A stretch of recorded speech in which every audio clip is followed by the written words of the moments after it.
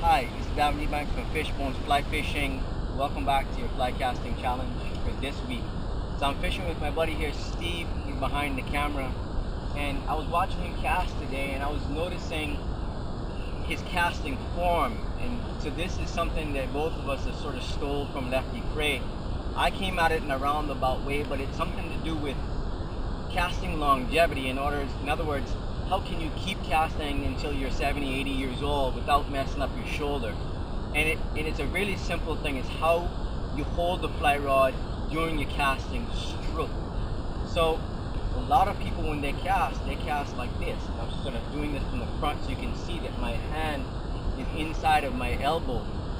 And what happens when you cast like this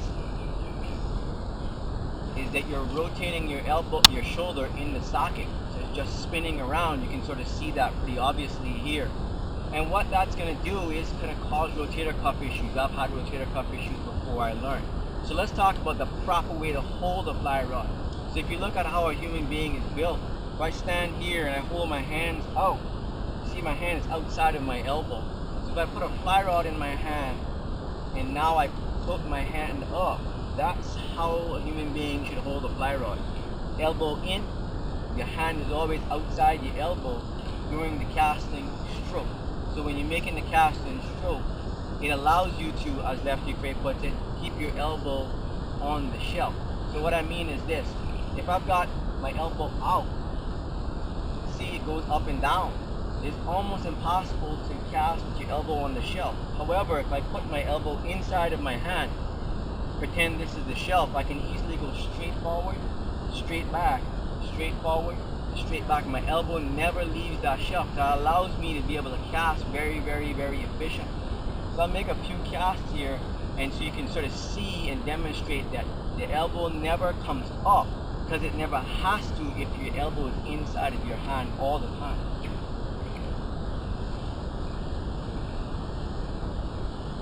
So nice and easy cast, my elbow never leaves. I'll turn this so you can see.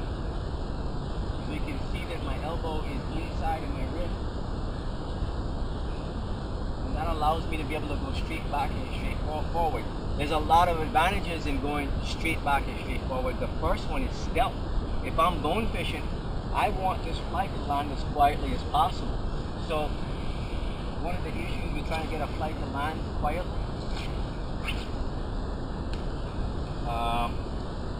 okay.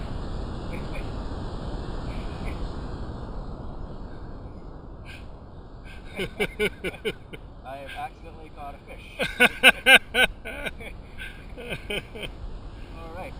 Anyway, one of the issues with rotating your elbow like this, I'll try to make a few casts out here. If I rotate with my elbow out, when I hit the water, even that light fly hits the water really hard. I'll try to do this a little closer. You'll see what I'm talking about. So, elbow outside of my wrist. Boom. It hits like a spark plug.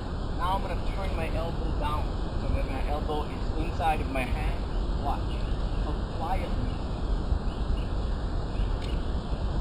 I can barely see where the fly hits the water because I'm throwing the fly out as opposed to down. And so that's just a tip for this week is you want to get better at your fly casting, long distance and all that stuff. All that stuff is great, but if you in 5 years have rotator cuff issues and you can't cast, which I've had many of my clients tell me this issue, then what's the point of being able to cast 80 feet, right?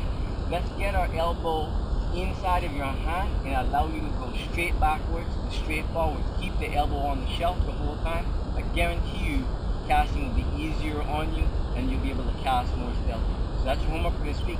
Tight lines.